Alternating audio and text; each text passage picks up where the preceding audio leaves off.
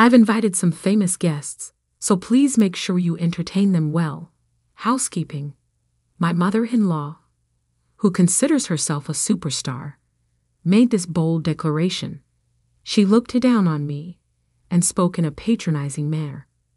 This apartment on a high floor and the tea set my mother-in-law proudly displays are not really hers. My kind, semi-oblivious husband doesn't appear to be aware of his mother's ulterior motives. I am worn out from caving in to my mother-in-law's whims, and am forced to comply. I wonder why she's here. The friends my mother-in-law was bragging about began to shudder as I brought tea and cookies. As my mother-in-law became perplexed, we got into a good mood. The moment I revealed who I was, she was shocked, and everything changed. My spouse began to speak calmly, but then my mother-in-law was dealt a devastating blow that left her for dead. A development like that was astounding. I could never have foreseen this day, even if I could travel back in time and experience it again. Harper Morris is my name, and I'm 45 years old. Stanley and I have been together for 19 years. We recently moved into a brand new apartment in a high-rise. We are adjusting to our new life after the move and are loving our child moving out and attending university. Our new flat is the ideal size for the two of us. Our lovely, well-earned high-rise apartment is a peaceful, light-filled, and well-appointed space that fulfills our dreams. We got the chic tableware we'd always wanted and smaller furniture than we had before. It's quite reassuring to have this room progressively adapt to my tastes. These happy days were ruined, though, by a phone call. Hi, Harper. Well done on relocating to the flat in the skyscraper. I will see you shortly since I believe we should rejoice right away. After learning about the relocation, my mother-in-law, who currently resides with my husband's sister and her husband, insisted on coming to see us. Even though I was able to reply nicely, I was internally stunned. Dealing with this mother-in-law is a challenge. It has less to do with the conventional mother-in-law and daughter-in-law dynamic and more to do with her personality. She brags about everything and talks about everything as though it were her own accomplishment.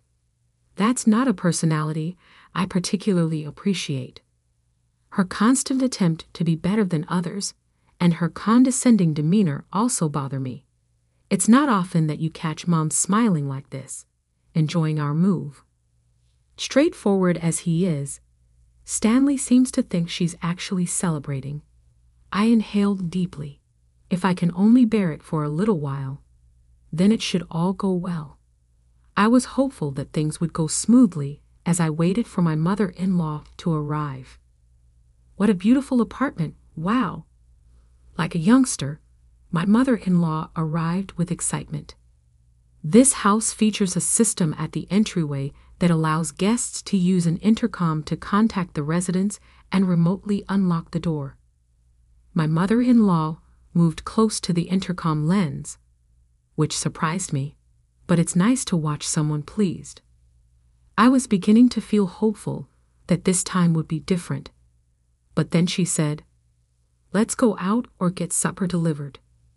I'm hankering after steak." It's 10 a.m. Supper plans are a little early to be talking about, but lunch would make more sense. It appears that my mother-in-law plans to remain here through tonight at the latest. My expression tightens in concern, hoping that she is not planning to remain overnight. She might depart at a decent hour because I haven't heard of any plans for an overnight stay. She can use the extra kid-sized bedding, though just in case. Stanley is endearing and innocent, but he is surprisingly unaware of evil. He often misses the real message and just smiles, even when others mean well. I find his character lovely and am occasionally amazed by it, because I am a worrywart myself. But something about this feels challenging. Stanley will probably go through it, without giving it much consideration, even if my mother-in-law behaves haughtily once more. And the issue always comes back to her. She is the mother he knew growing up and into adulthood. I shouldn't expect him to step in unless I tell him that I'm uncomfortable. It was my mother-in-law, claiming a celebration as she walked in with her carry-on bag. She gave me a package of candy that probably cost $10. My mother-in-law began eating the candy before the rest of us, while I was making the tea and opening the box. Isn't that incredible? Stanley deserves a lot of praise for being able to afford such a beautiful home. She lifted her chin and flared her nose, stating, "I'm so proud." It was the ideal display of arrogance. She would definitely pass if it were an audition for the part of Cinderella's nasty mother. Stanley tilted his head and said, "Actually, we haven't bought it. We could rent this place, thanks to Harper. It is a rental high-rise flat," as he had said. "Oh, Stanley, how nice of you to give Harper the credit." My mother-in-law was complimenting her son when she said, "Now, Harper, please take out the trash." She then sent me a chilly glance. It appeared as though she gave me instructions on how to handle the strewn food wrappers on the table. I reluctantly grabbed and disposed of the trash. She could have taken care of it herself. The garbage bin was right there in plain sight. "Could you take this out?" She should have at least inquired, I reasoned. It was unexpected, though, to be bossed around. Afterward, my mother-in-law continued to give me frequent commands. "Fetch this, organize that," treating me as if I were a servant. Initially, I complied and prepared the meal as she requested, but her demands only grew more unreasonable. "This stir-fry is too oily and messy. What about cleaning? I haven't seen you clean once, even though you've been here all morning. You're practically like a housekeeper in this house, so work properly." Usually, cleaning is a household chore I enjoy. However, when my mother-in-law visits, it doesn't go that way, and my dissatisfaction only increases. I felt as if I was being treated like a real housekeeper. Though I decided to argue back, I ultimately held back. This situation should end soon. I thought it wise to avoid conflict and not waste unnecessary energy. My mother-in-law rarely shows this attitude in front of Stanley. When he is around, she sweetly praises him and acts cheerfully. Her hypocritical behavior is exasperating. However, the situation worsened after dinner. My mother-in-law declared that she would stay the night. Stanley showed a serious expression for a moment, then whispered to me quietly, "Sorry, Harper. I'll talk to her later. Can you just bear with it for tonight?" When Stanley gives me that pleading look, I find it hard to resist. Reluctantly, I began to prepare the bedroom quietly. While I was setting up an airbed in the room with wooden floors, my mother-in-law suddenly appeared right beside me. "An airbed? Don't you have a mattress? The stores are still open, so go buy one quickly," she said in a nasty tone, very different from how she speaks around Stanley. This situation was really upsetting, but I responded in as gentle a voice as I could manage. "It's just for tonight. Could you please bear with it?" "We only have airbeds in our house," I said with a smile. Though her attitude remained unchanged, she glared at me coldly. As I wondered how uncomfortable she felt about sleeping on an airbed, she huffed in annoyance and said, "Planning to kick me out after just one day? I'm staying here for a few days. I want to mingle with the neighborhood celebrities." I stood there with wide eyes in surprise, tried to lighten the mood with a forced smile, and quickly went to Stanley. "Hey, your mother is saying she'll stay for a few days. Can you ask her to go out for a bit because of some work, or at least to keep it down a little?" Our eyes met, and he too looked a bit shocked. I felt overwhelmed, needing to protect my alone time while my mother-in-law disrupted my workflow. Stanley firmly nodded and cautioned her. "If you are staying, please do not disturb Harper. She needs to concentrate on her work. It's important for her. Please enjoy shopping or walking outside during the day." Despite her cheerful "okay," her high energy made me anxious. I hoped she wouldn't cause any more trouble, yet her inconsiderate behavior continued unabated, especially with the laundry.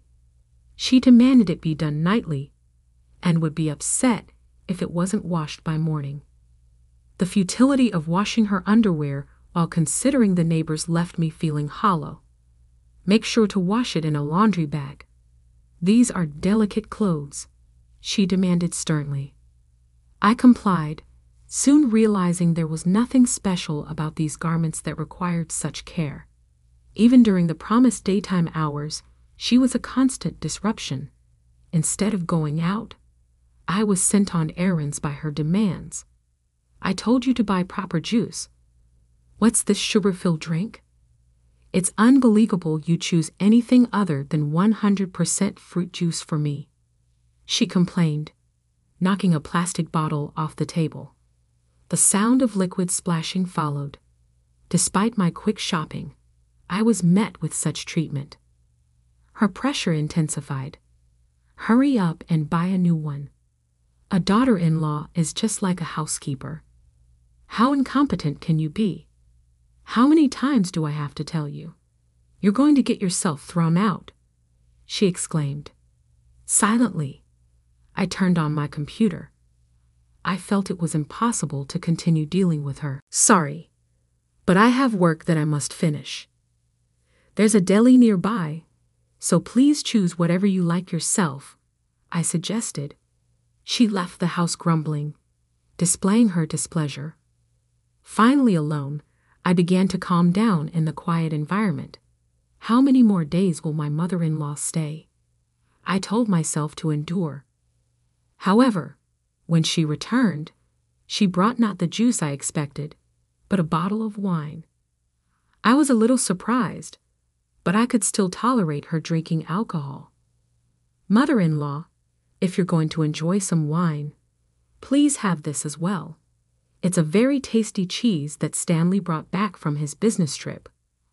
Offering the valuable cheese noticeably improved her attitude. Incredibly, after a week, she showed no signs of leaving and even started inviting neighbors without asking. She would stop in front of the elevator and talk to anyone who passed by.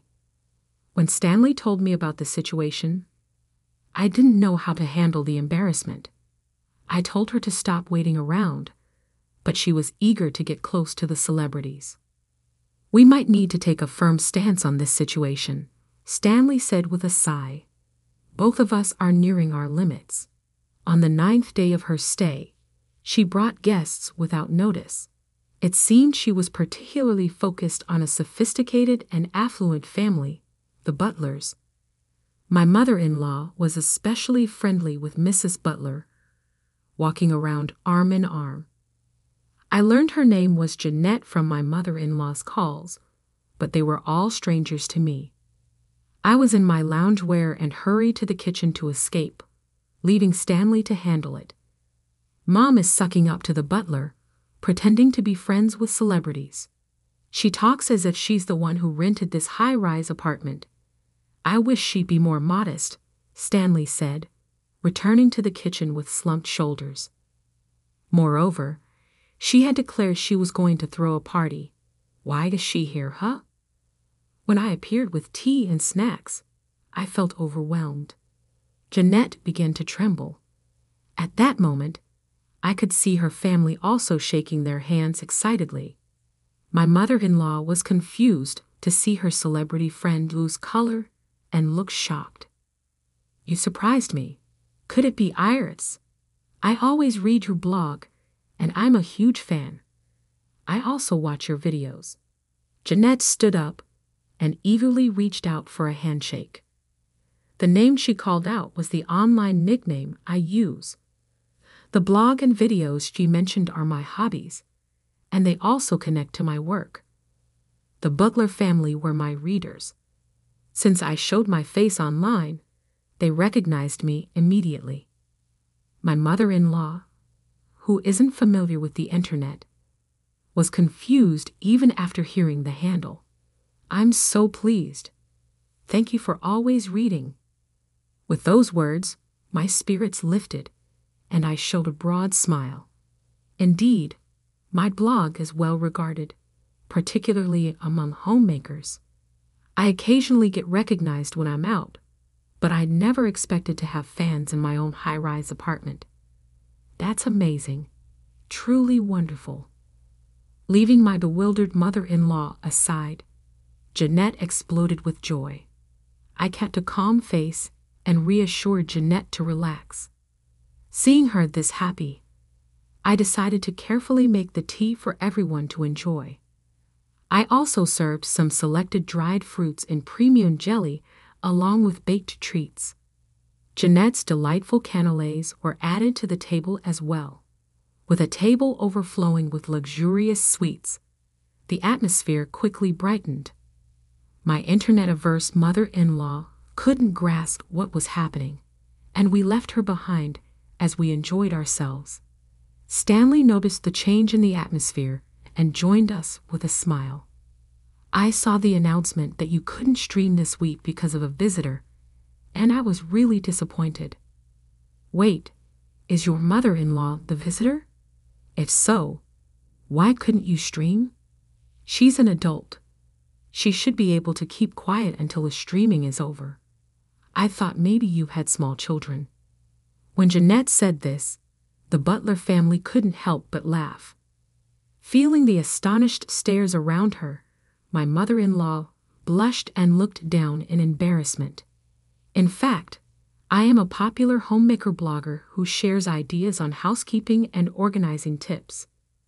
I have a wide range of support across generations, and recently, I've also been doing live streams on social media to interact directly with readers. Unfortunately, due to my mother-in-law's frequent interruptions, I was unable to conduct the planned live stream. My mother-in-law is quite unfamiliar with digital technology, and it's very unlikely she would stumble upon my social media. Given this, I posted rather modestly and vaguely on social media. I've had a visitor staying over, and it has made it impossible to proceed with the planned streaming. I'm so sorry to everyone who was waiting. My guest needs my assistance, and I'd get scolded otherwise. I didn't mention my mother-in-law by name and made sure to keep the tone light so as not to paint her as the villain completely. However, it's clear what impression Jeanette and others might have from this situation and the post. Next, it was Stanley who spoke. I see the Butler family also reads Harper's blog. Thank you very much. Please look forward to the book she will soon publish, which will be released by the publishing company I work for. My mother-in-law stared at Stanley in surprise. She was unaware of this discussion. I hadn't told my mother-in-law about this plan either, as she had previously taken my success as a boast and reacted unpleasantly. So I did not mention it this time. Even if my mother-in-law accidentally found out, I decided there was no need to tell her myself and unnecessarily upset her. Actually, I'm preparing to publish a book right now. I've told Mom to not disturb Harper since she's busy. Interfering with a live stream is something she shouldn't do. If Harper's book gets delayed, I'll also be blamed. After all, I'm the person in charge of this project. My mother-in-law murmured a small "a" in surprise. She probably never imagined I was working together with my husband on this. Then, Stanley innocently began talking about my mother-in-law's behavior. Why not include that funny thing Mom said yesterday as a family story in the book? Like when she ate the minestrone Harper made and said, "This ratatouille is sour. It must be spoiled. She really isn't natural, is she?" The Butler family burst out laughing at that story. I hid a shy smile and remained silent. I felt it wasn't appropriate to laugh. However, Stanley showed no signs of stopping. Just because she's staying in a high-rise apartment, she talks as if she's a celebrity herself. She was just visiting but kept saying, "I'm a celebrity, so I must indulge," and drank wine. But it was just wine from the deli. Isn't that kind of ordinary? I was debating whether to point that out. I thought about saying it was a somewhat endearing story, but when I saw my mother-in-law's face turning red with anger, I swallowed my words. The story might have been too trivial, as the Butler family's reaction was lukewarm. Jeanette and her family wore subtle smiles and looked back and forth between my husband and my mother-in-law. "Shall we change the subject, Jeanette? I see you're using that tote bag." I switched to another topic. The bag Jeanette was using was one I had designed for a collaboration with a magazine. As we touched on the new topic, Jeanette's face lit up. Yes, the bag designed by Iris is very practical and one of my favorites. The size of the interior pockets is perfect, and it has a sturdy, wide base, which makes it extremely convenient. In fact, I have 2 more of the same at home. My mother-in-law was now quiet and didn't say a word. Perhaps she didn't want to make a bad impression on the affluent family she liked. Her silence was actually a relief. The rest of the tea party proceeded in a very harmonious atmosphere. We had just moved to this area and were unfamiliar with the local geography, but the Butler family, having lived here for years, shared many recommendations for shops and scenic places. We exchanged a lot of information and had a meaningful time. Actually, I have other friends who read Iris' blog too. Would you like to join us for a meal next time? Jeanette made a delightful proposal.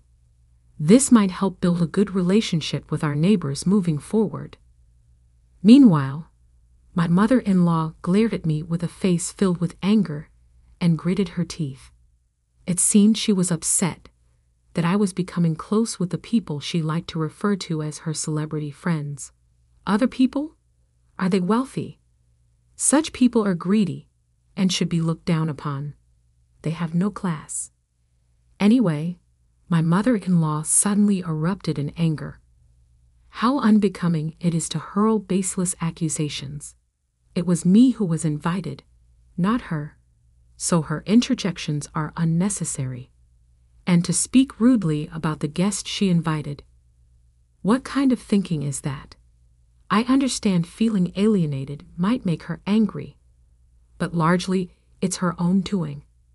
I didn't tell her about my blog in advance because I thought it would upset her. Her difficulty with the internet stems from her refusal to learn. If she's not qualified to mingle with the real elite, she should accept that reality. I'm sorry. Please don't mind her. The contrast between my actions and my mother-in-law seemed to further highlight her erratic behavior. At that moment, Stanley joined the conversation with a relaxed tone. I don't care much about family backgrounds, but Harper's lineage is quite renowned. One of your ancestors appeared in a recent drama, didn't he?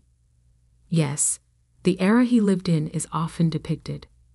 When I replied lightly, my mother-in-law looked taken aback, and the Butler family murmured among themselves. I seldom talk about it, but actually, one of my ancestors was a notable politician who left a mark on history. However, by the time of my great-grandparents, our family had become commoners. When Stanley mentioned my ancestor, the Butler family nodded with interest. It seems my family name is somewhat known. My mother-in-law, not well versed in history, didn't recognize the name. As I garnered attention, my mother-in-law turned red with anger and began to tremble.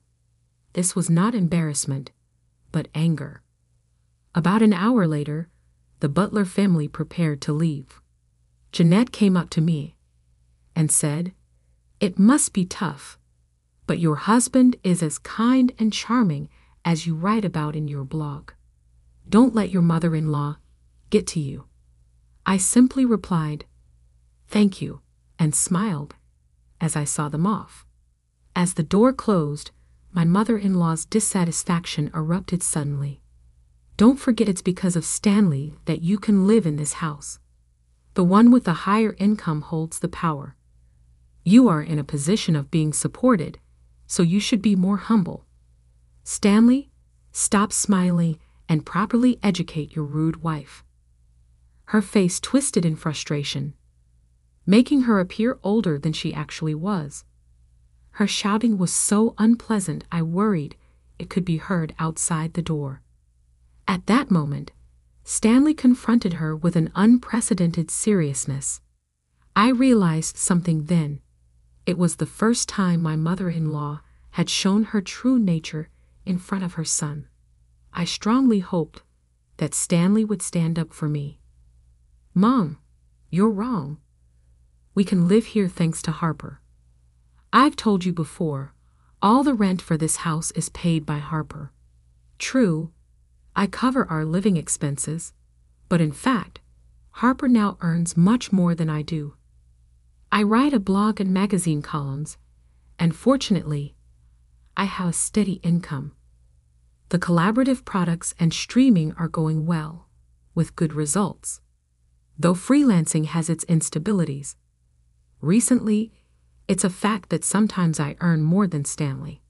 The topic was commonplace, but there was an exceptional chill in Stanley's voice and expression. While internally praising him for firmly standing by my side, I also added, "I apologize I hadn't discussed this with you. I'm truly sorry for earning so much. Moreover, such behavior in front of our guests lacks decorum.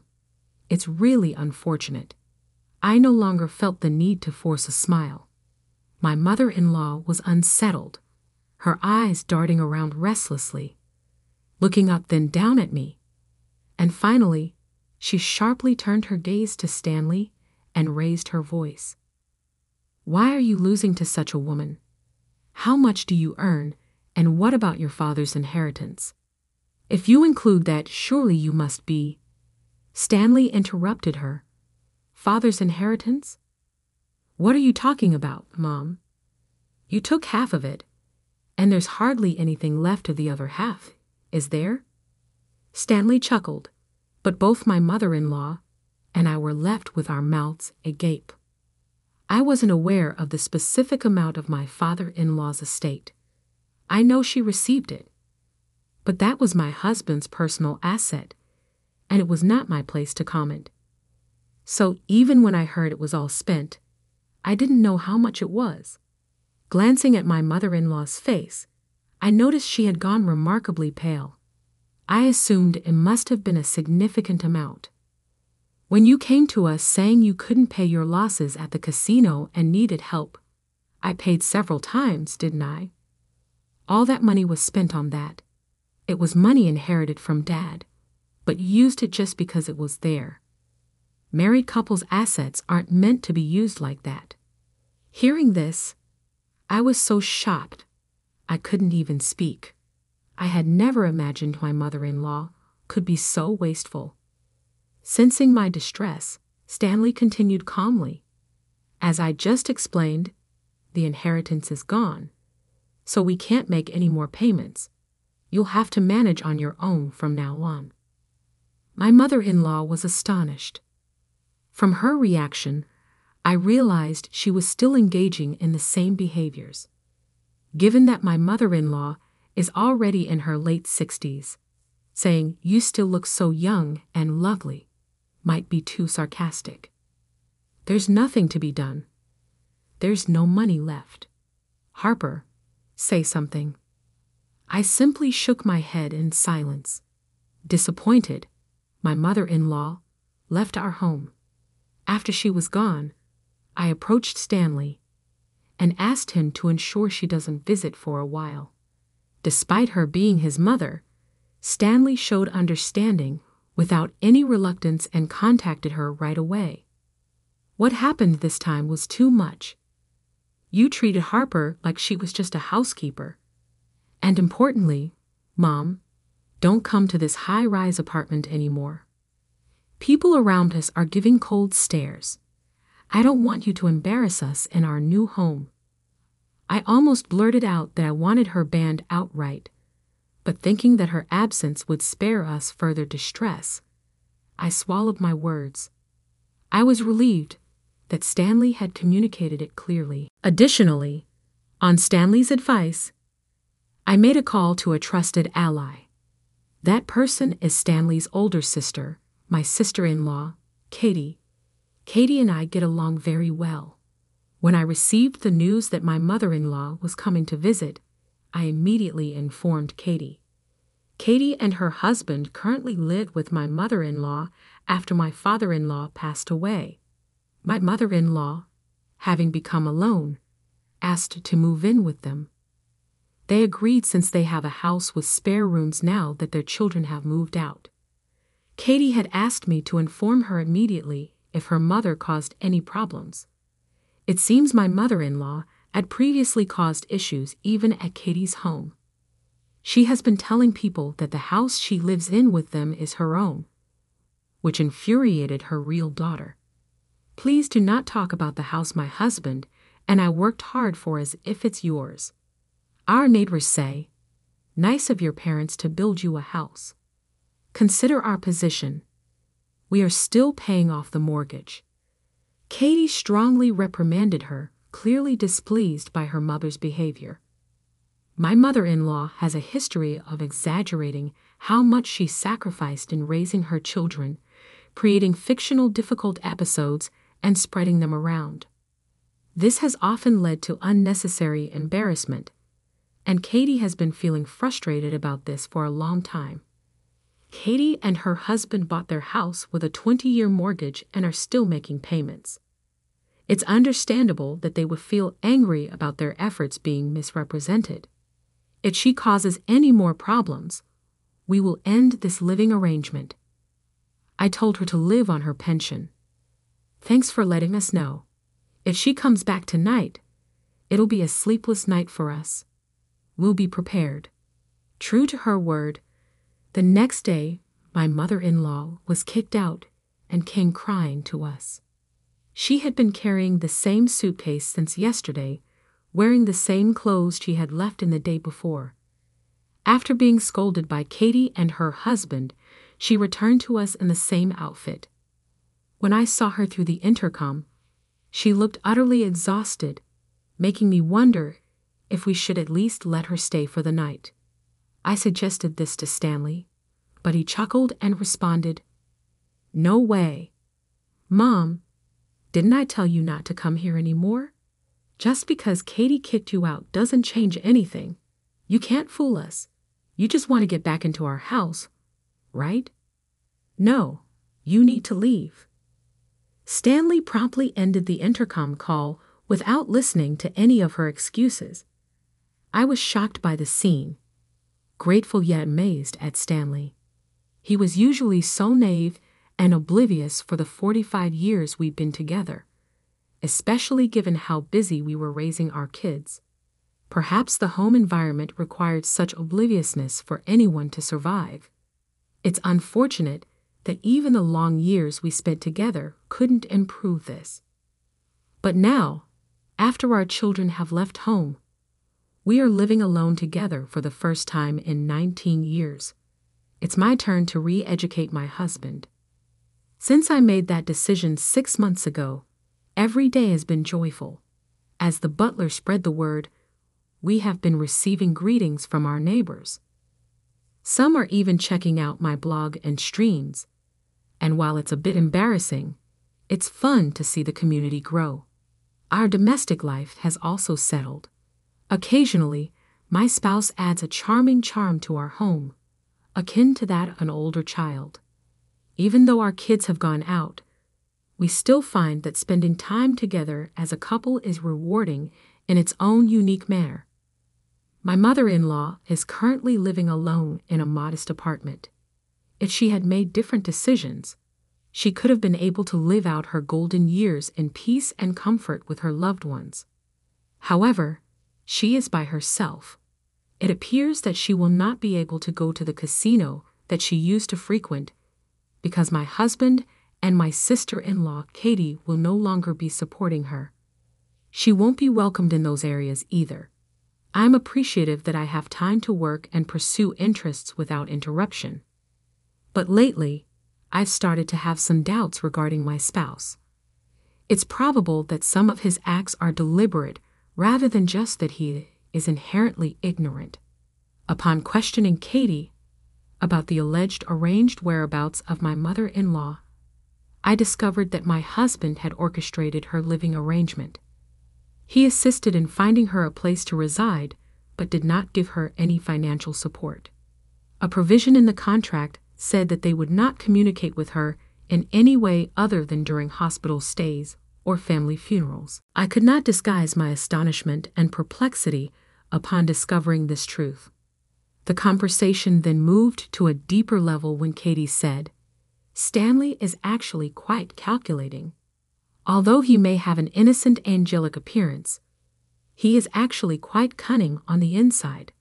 I almost missed this analogy since it was so unusual, but it's a thought-provoking idea.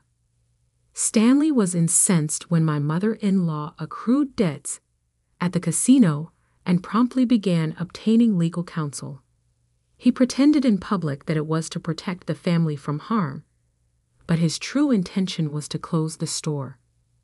This new insight into my husband's personality gives our future partnership a more nuanced perspective of him. It seems that he was looking into and reporting illicit acts, such as giving alcohol to underage individuals. He wanted to expose these problems in order to damage his mother's reputation with the organizations and get her turned away. My spouse has a calculating side that I have never witnessed.